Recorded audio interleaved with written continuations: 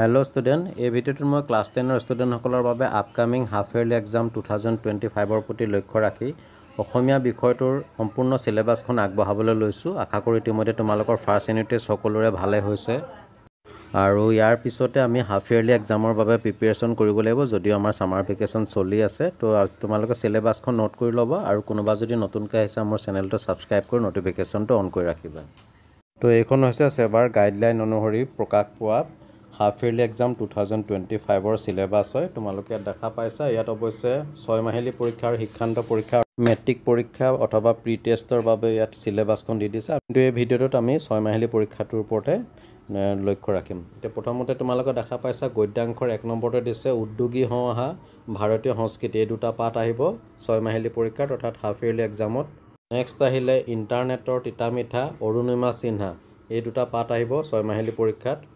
আৰু ইয়াৰ পিছত আহিলে পদ্যাংশৰ পৰা বৰগীত মাধৱদেৱ বিৰচিত আৰু জিকিৰ এই দুটা আহিব।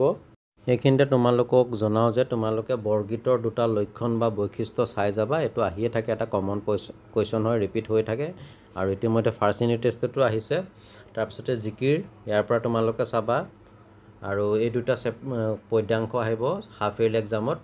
নেক্সট আহিলে প্ৰশস্তি। এই প্ৰশস্তি কবিতাটোৰ মূল ভাৱ লিখিবলৈ পৰীক্ষাত আহিয়ে থাকে, এইটো এটা কমন কুৱেশ্যনে, তোমালোকে চাই যাবা। টোটেল 4 মাৰ্কছ থাকিব। পিছত আহিলে ব্যাকৰণ। ব্যাকৰণত দিছে নৱম শ্ৰেণীৰ ব্যাকৰণৰ উপৰিও সমাস সন্ধি বাক্য পৰিৱৰ্তন সৰল আৰু যৌগিক জটিল নট্যবৃদ্ধি আৰু হট্টবৃদ্ধি যতিচিহ্নৰ ব্যৱহাৰ খণ্ড বাক্য জতুৱা ঠাঁচ বিপৰীতাৰ্থক শব্দ এটা শব্দৰ প্ৰকাশ পত্ৰ। এই গোটেইখিনি আমি চাব লাগিব হাফ ইয়াৰলি এক্সাম 2025 ৰ বাবে। সমাসৰ ক্ষেত্ৰত ব্যাস বাক্যসহ সমাসৰ নাম লিখিবলৈ দিয়ে, যেনে দুমাহী চক্ৰপাণী পুথিভঁৰাল ত্ৰিনয়ন ভকত সেৱা। তো এইখিনি তোমালোকে চাই যাবা। নট্যবৃদ্ধি সত্ৰবৃদ্ধিৰ বাবে কেইটামান কমন আহি থাকে, ৰামায়ণ যুধিষ্ঠিৰ ঘণ্টা প্ৰণাম নষ্ট। তো ইয়াত কিয় নট্যবৃদ্ধি বা সত্ৰবৃদ্ধি প্ৰয়োগ হৈছে এইখিনি তোমালোকে চাব লাগিব। আৰু ইয়াৰ পিছতে নেক্সট যিটো অপজিট অৰ্থাৎ বিপৰীত শব্দ লিখিবলৈ আহে হৰ্ষ ৰজা আবিৰ্ভাৱ, এইকেইটা তোমালোকে চাই যাবা। তাৰপিছতে আহিলে যিটো এটা শব্দত প্ৰকাশ কৰাৰ বাবে তোমালোকে প্ৰেক্টিছ কৰিব পৰা নেচ নহৰা বেঙৰ পোৱালি, যিটো লালকি বুলি কয়, চুহি খোৱা বস্তু যিকোনো পক্ষ নলয়, ঘৰতে থাকি কৰিব পৰা উদ্যোগ, যাৰ ঈশ্বৰৰ অস্তিত্বত বিশ্বাস নাই। তো এইকেইটা তোমালোকে প্ৰেক্টিছ কৰিবা, এক্সাম্পল হিচাপে মই কৈছোঁ, আহি যাব পাৰে। নেক্সট প্ৰত্যয় ভাঙিবলৈ আহে সাধাৰণতে ৰখাল গাঁৱলীয়া গন্তব্য নাচনী মৰমীয়াল। তো এইবিলাক তোমালোকে প্ৰেক্টিছ কৰিবা, পৰীক্ষাত আহি যাব পাৰে আৰু এইবিলাক মই প্ৰিভিয়াছ ইয়াৰ কুৱেশ্যন পেপাৰত পোৱাৰ বাবে ইয়াত উল্লেখ কৰিছোঁ, নিশ্চয় কমন পৰিব লাগে। নেক্সট 7 নম্বৰত দিছে ভাৱ সম্প্ৰসাৰণ অথবা প্ৰতিবেদন অথবা আবেদন লিখন, অৰ্থাৎ ইয়াৰ ভিতৰত যিকোনো এটা কৰিলে হ'ল তোমালোকে।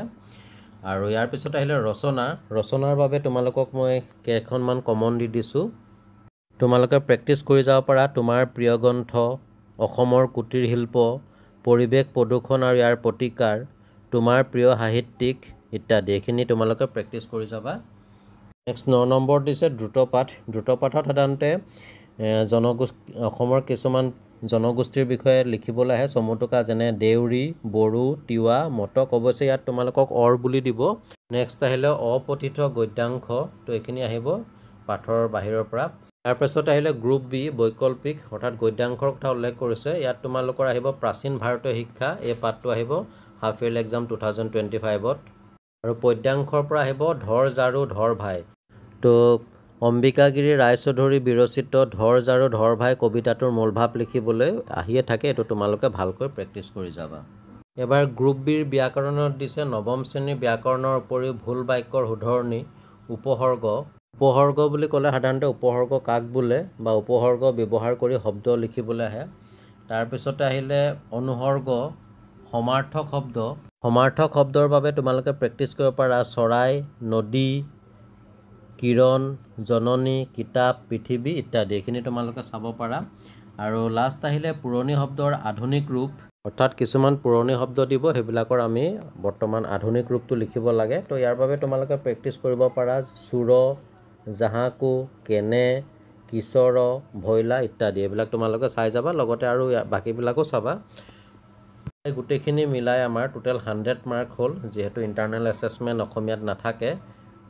আমি সামগ্ৰিকভাৱে অসমীয়াৰ বিষয়টোৰ যিখন সিলেবাস হাফ ইয়াৰলি এক্সাম 2025 বিষয়ে এখানি আমাৰ এবাৰ সূচীপত্ৰত চাব বিচাৰিছো তো ইয়াত তোমালোকে প্ৰথমতে চাব লাগিব বৰগীতটো চাবা তাৰ পিছতে জিকিৰ আৰু প্ৰশস্তি এই তিনটা চাবা পদ্যাংশৰ পৰা আৰু এই প্ৰশস্তি কবিতাটোৰ মূল ভাৱটো ভালকৈ মুখস্থ কৰি যাবা নেক্সট আহিলো গদ্যাংশলৈ তো গদ্যাংশৰ পৰা তোমালোকৰ প্ৰথম যেটো চেপ্টাৰ 6 উদ্যোগী হও আহা এই পাঠটো চাবা তাৰ পিছতে ভাৰতীয় সংস্কৃতি চেপ্টাৰ 7 এটো চাবা তাৰ পিছতে হলে চেপ্টাৰ নাম্বাৰ 9 ইন্টাৰনেটৰ তিতা মিঠা এই পাঠটো চাবা আৰু লগতে চাবা তোমালোকে চেপ্টাৰ নাম্বাৰ 10 অৰুণিমা সিনহা আৰু চেপ্টাৰ নাম্বাৰ 11 অৰণ্য যাত্ৰা তো এইকিটা চেপ্টাৰ চাবা 6 7 9 10 11 নেক্সট আমি যাও এতিয়া পদ্যাংশৰ পৰা এটো চাবা তোমালোকে গ্ৰুপ বিৰ যেটো বৈকল্পিক তাৰ যেটো পদ্যাংশৰ চেপ্টাৰ নাম্বাৰ 14 ধৰ জাৰু ধৰ ভাই অম্বিকাগিৰ ৰাইচদৰি তো ইয়াৰ মূল ভাৱটো চাই যাবা এটো আহিবই এক প্ৰকাৰ ক্ৰমণ